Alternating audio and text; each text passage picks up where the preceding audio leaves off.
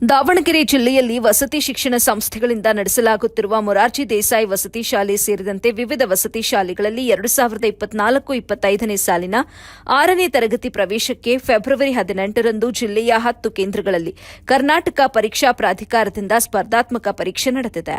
ಹರಿಹರ ನಗರದ DRM PU ಕಾಲೇಜಿಗೆ ಸ್ಪರ್ಧಾತ್ಮಕ ಪರೀಕ್ಷೆಯಲ್ಲಿ 578 ವಿದ್ಯಾರ್ಥಿಗಳಲ್ಲಿ 571 ವಿದ್ಯಾರ್ಥಿಗಳು ಭಾಗವಹಿಸಿದ್ರು. ಸ್ಪರ್ಧಾತ್ಮಕ ಪರೀಕ್ಷೆ ಸ್ಥಳಕ್ಕೆ ಕ್ಷೇತ್ರ ಶಿಕ್ಷಣಾಧಿಕಾರಿ ಹನುಮಂತಪ್ಪನವರ್ ಆಗಮಿಸಿದ್ರು. ಈ ಸಂದರ್ಭದಲ್ಲಿ ನಮ್ಮ ಎಬಿ ವಾಹಿನಿಯೊಂದಿಗೆ ಡಿಆರ್ಎಂ ಕಾಲೇಜಿನ ಪ್ರಿನ್ಸಿಪಾಲರಾದ ರಾಜಶೇಖರ್ ಮಾತನಾಡಿ ಪರೀಕ್ಷೆ ಕುರಿತು ಮಾಹಿತಿ ನೀಡಿದರು. ವರದಿ ಸೈಯದ್ ಶಾಮೀರ್, ಎಬಿ ನ್ಯೂಸ್ ಕನ್ನಡ, ಹರಿಹರ.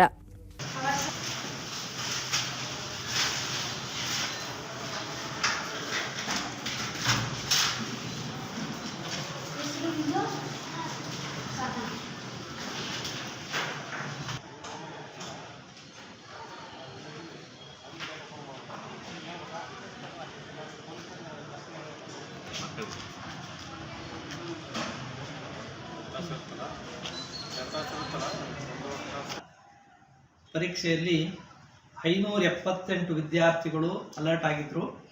ಅದರಲ್ಲಿ 7 ವಿದ್ಯಾರ್ಥಿಗಳು ಗೈರು ಹಾಜರಾಗಿದ್ದಾರೆ. 571 ವಿದ್ಯಾರ್ಥಿಗಳು ಹಾಜರಾಗಿದ್ದಾರೆ.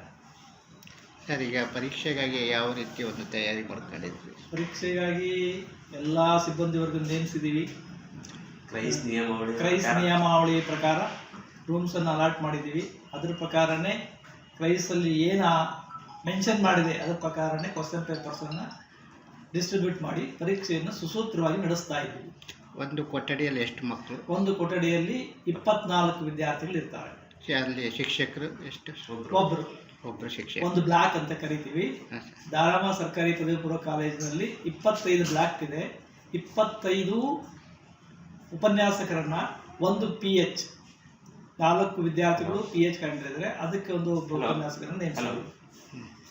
ಈ ಅಂಗವಿಕಲರು ಮಕ್ಕಳು ಯಾವ ಇತ್ತು ಸರ್?